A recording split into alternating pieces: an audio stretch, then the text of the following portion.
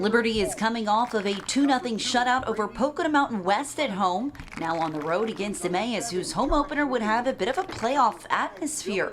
Now Emmaus did dominate possession in this first half with a few good free kick opportunities.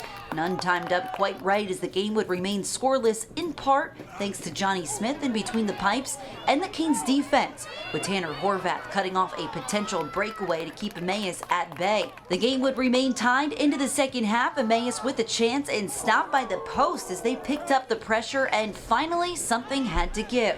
Flanking the far side, Marcus Puentes sends a beautiful cross to the head of Ryan Kiernan, who breaks through and scores the game's lone goal in the 56th minute.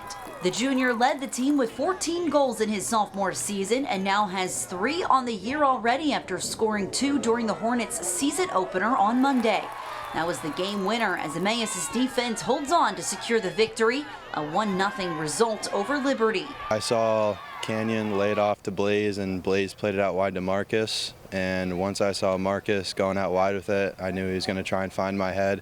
And I saw that there was an open gap, so I just went right to where I knew Marcus was going to play the ball, and it was an open header. I think Emmaus defense were the stars of the show in this one, not allowing a single shot on goal from Liberty and really controlling the tempo and possession during this entire contest. Now, this is the Hornets' second win of the early season, meaning now they are just 2 away from reaching 800 total program victories, a feat only 6 other teams in the entire state of Pennsylvania have been able to accomplish. We really controlled the amount of shots they had, but we took shots and they did their job. They were able to get a foot on things early, keep us off track. So I mean, we took a lot of shots, but they weren't always on frame because they did a pretty good job of making sure they were trying to get a body in front of us. Our defense was pretty solid, and I think that having a 3-back is different than what we do usually, but I think that it's working out for us.